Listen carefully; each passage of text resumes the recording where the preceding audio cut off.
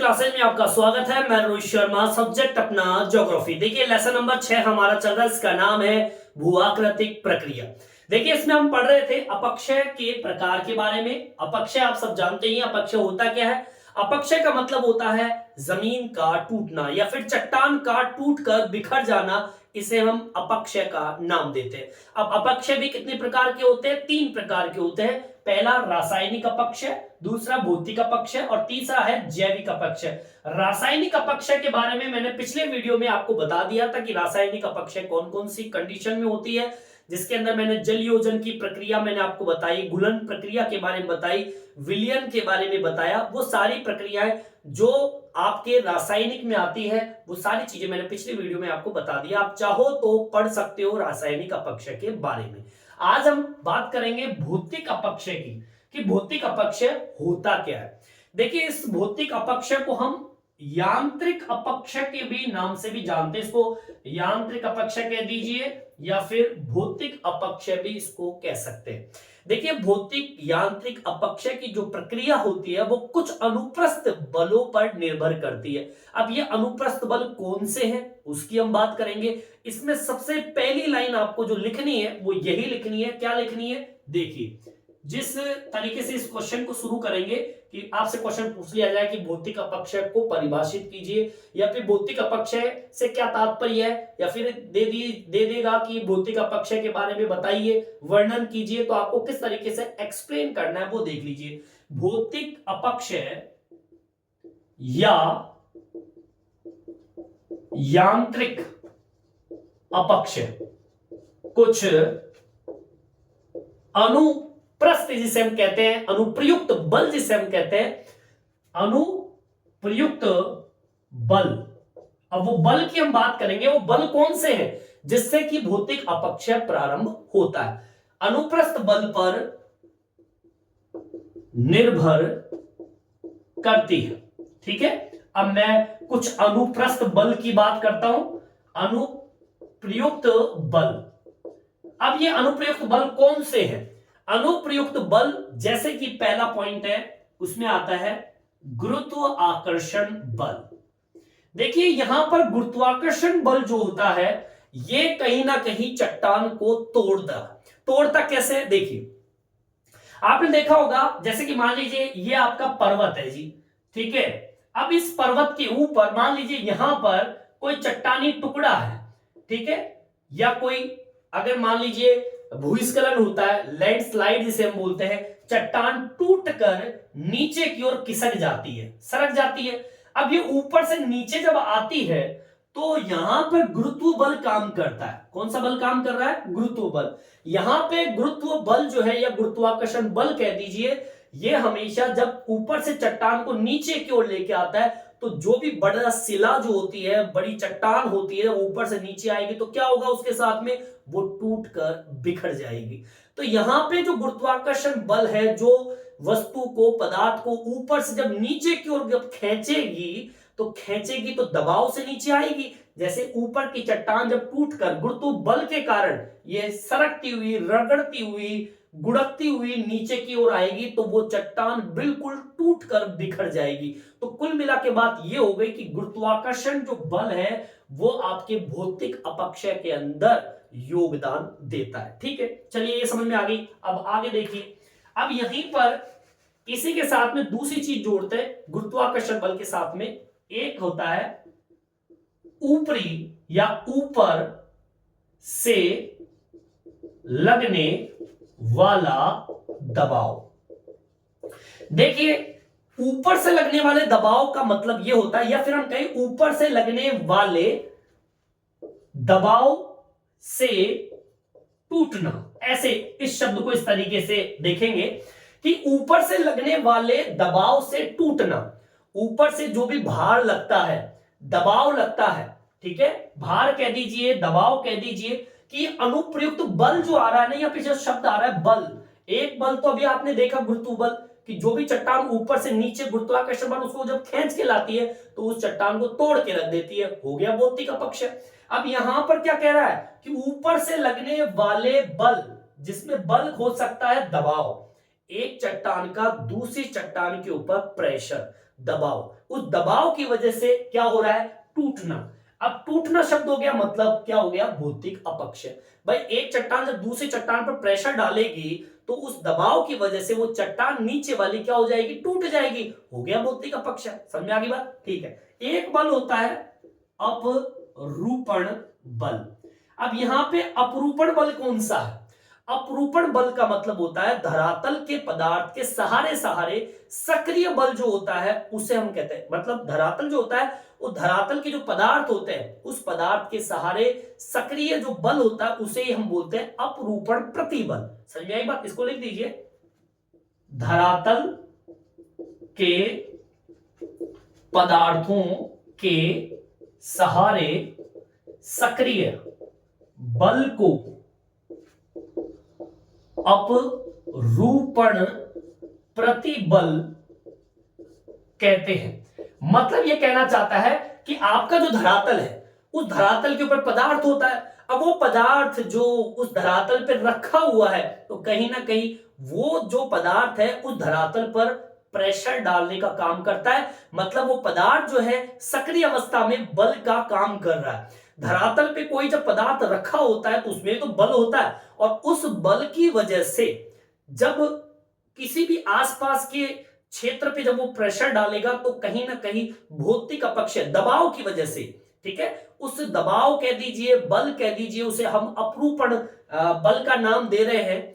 मतलब इसकी परिभाषा भी इस तरीके से निकलती है कि धरातल के पदार्थों के सहारे जो सक्रिय बल होता है उसे अपरूपण प्रतिबल कहते हैं, और ये अपरूपण बल जो होता है वो भौतिक अपक्ष में एक तरीके से योगदान देता है। समझ में आई बात। तो यहां पर पहला गुरुत्वाकर्षण बल जो चट्टान को तोड़ के रख देता है, ऊपर से लगने वाला भार या दबाव वो भी चट्टान को तोड़ के रख देता है, और धरातल के पदार्थों के सहारे जो सक्रिय बल होता है जिसे हम अपरूपण प्रतिबल कहते हैं, ये अपरूपण प्रतिबल भी चट्टान को तोड़ के रख देता है। बोलिए आगे बात समझ में।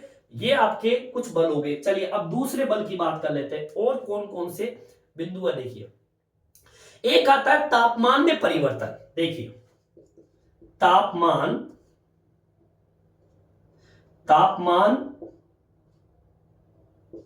में परिवर्तन। देखिए तापमान में जो परिवर्तन हम देखते हैं कि जैसे आपने देखा होगा कि मान लीजिए, सपोज कीजिए ये चट्टान है आपकी, ठीक है, सूर्य का प्रकाश इसके ऊपर गिरता है।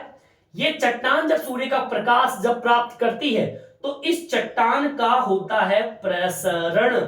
प्रसरण का मतलब होता है फैलाव, ठीक है, हो गया। अब सुनिए, रात्रि जब होती है तो अब सूरज हट गया, ठीक है, तापमान घट गया, या सोचिए, सपोज कीजिए इस पे बारिश हो जाती है तो तापमान यहां पे भी परिवर्तन हो गया। तो अब यहां पर जो चट्टान है उसका क्या होगा, चट्टान का होगा संकुचन, ठीक है। संकुचन का मतलब होता है सिकुड़ना। दिन के टाइम पे तो चट्टान फैल रही है, और रात्रि होते होते या बारिश हो जाए तो चट्टान सिकुड़ रही है, क्योंकि इस टाइम पे, दिन के टाइम पे टेम्परेचर ज्यादा होता है तो चट्टानें फैल जाती है, और रात्रि होती है या फिर बारिश हो जाए तो चट्टान ठंड की वजह से सिकुड़ गई। तो अब सोचिए, प्रसरण संकुचन, प्रसरण संकुचन, ऐसी जब प्रक्रिया रहती है, फैलेगी सिकुड़ेगी, फैलेगी सिकुड़ेगी, ऐसी कंडीशन जब रहती है तो चट्टान जो होती है वो ढीली पड़ जाती है, उसके जो ज्वाइंट होते हैं, उसके जो जोड़ होते हैं वो ढीले हो जाते हैं, अंत पंत लास्ट में यही होता है कि वो चट्टान टूट जाती है, जिसको हम नाम देते हैं क्या, भौतिक अपक्ष। समझ में आई बात। मतलब तापमान में परिवर्तन की वजह से आपकी चट्टानें क्या हो जाती है, टूट जाती है। अब आगे सुनिए और कौन से बल है वो देख लेते हैं। तापमान में परिवर्तन समझ में आ गया। अब देखिए अगला, क्रिस्टल के रवों में वृद्धि। देखिए क्रिस्टल क्या होते हैं, क्रिस्टल खनिज।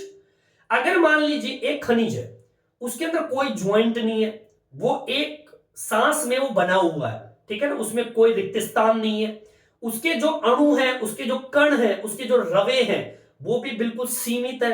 अब जब रवों के अंदर सीमितता होती है उसके कणों में, मान लीजिए आपकी ये चट्टान है साहब, ये खनिज है, अब इसके अंदर जितने भी रवे हैं वो 5-7 रवे हैं, मान ली एक रवा ये, एक रवा ये, इस तरीके से है, इतने ज्वाइंटों से ये चट्टान आपस में जुड़ी हुई है, सपोज कीजिए ऐसे जुड़ी हुई है, ठीक है।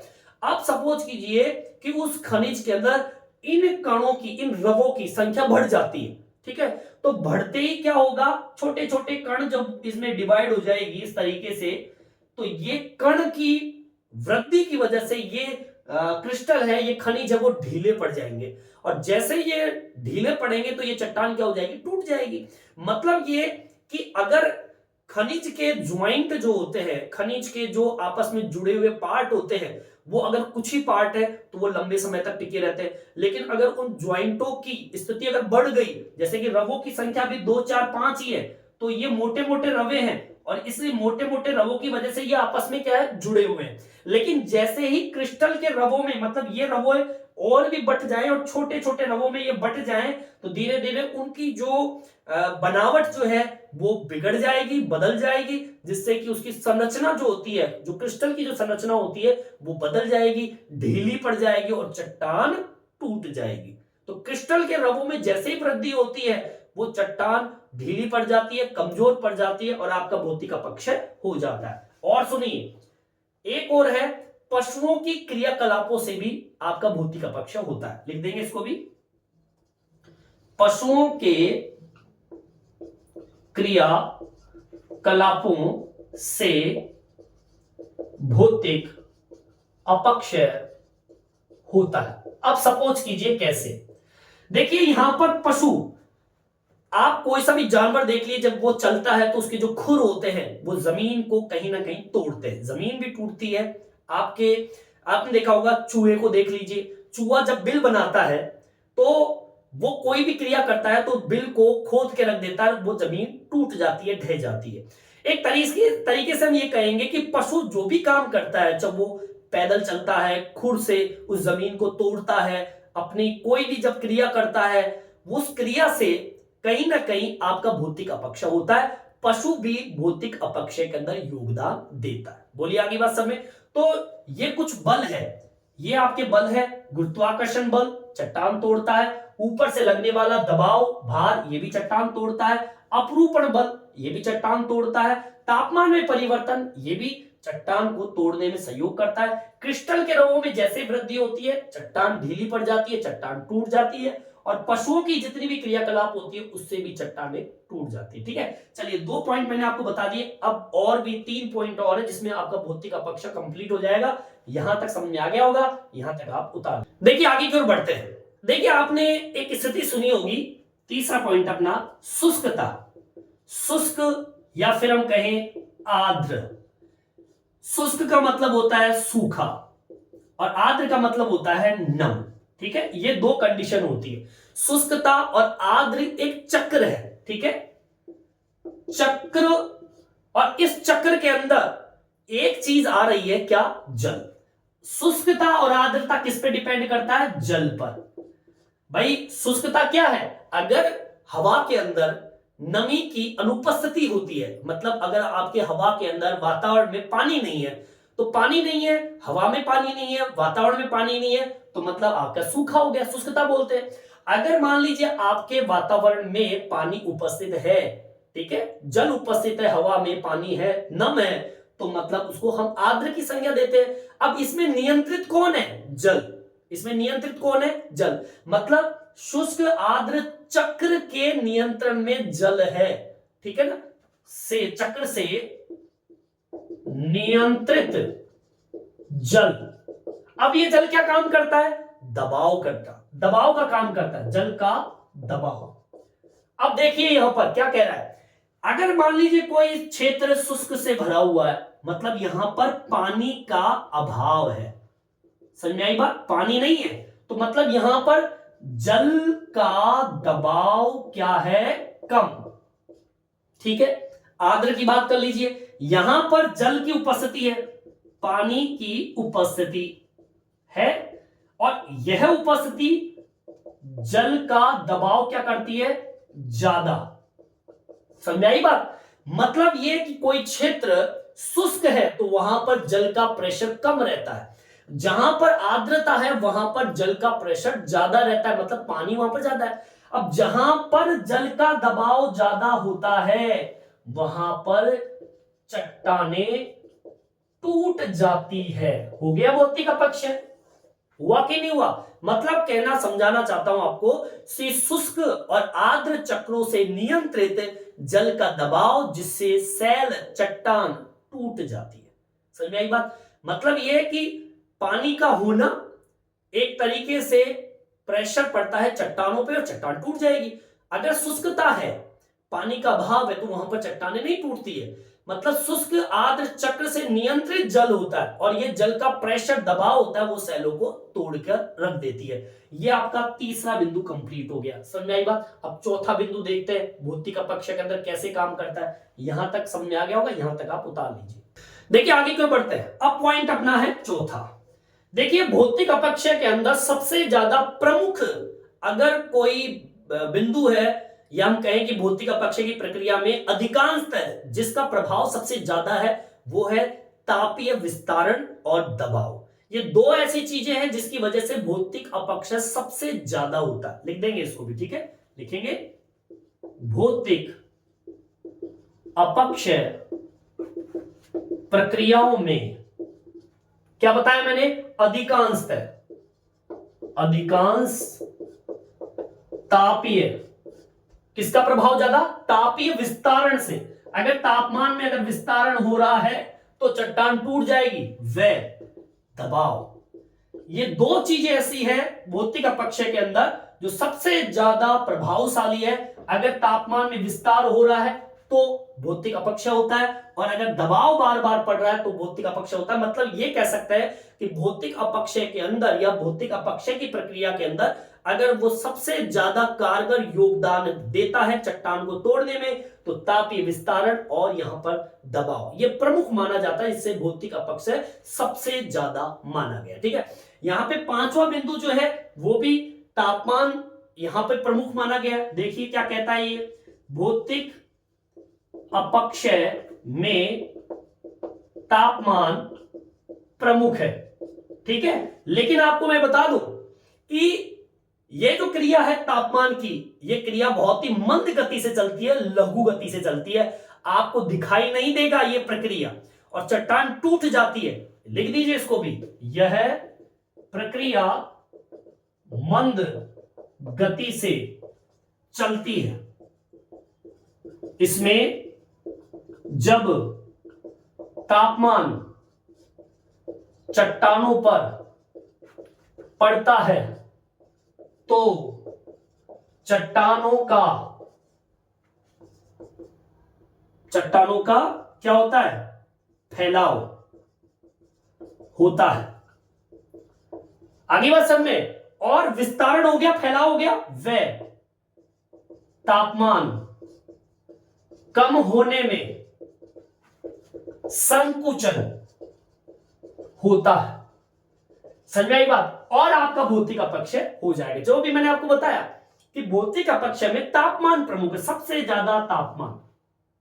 यहां पे तापमान ये विस्तारण और दबाव तो है ही है, साथ में तापमान को प्रमुख माना गया है। अगर ये प्रक्रिया मंद गति से चलती है, दिखाई नहीं देगी आपको, ये प्रक्रिया बहुत धीमी गति से चलती है, सालों हो जाती है चट्टान को तोड़ने में तापमान। ये प्रक्रिया बहुत मंद गति से चलती है, लघु प्रक्रिया है ये, और इसमें यही होता है कि चट्टान का विस्तारण होता है। कि तापमान बढ़ गया तो चट्टान बढ़ जाएगी, तापमान घट गया तो सिकुड़ जाएगी। प्रसरण सिकुड़न के चक्कर में आपकी चट्टान ढीली पड़ जाती है और चट्टान क्या हो जाती है, टूट जाती है। देख दीजिए, चट्टान टूट जाती है। सही में यही बात? तो इस तरीके से अपना ये भौतिक अपक्षय 5 बिंदु मैंने आपको कंप्लीट कर दिया। मेरे हिसाब से आपके समझ में आ गया होगा। इस वीडियो में इतना ही। ये वीडियो आपको कैसा लगा कमेंट्स करके जरूर बताएं, और मेरे चैनल को सब्सक्राइब जरूर से जरूर करें, जिससे नई नई वीडियो आप तक पहुंचा सकूं। धन्यवाद।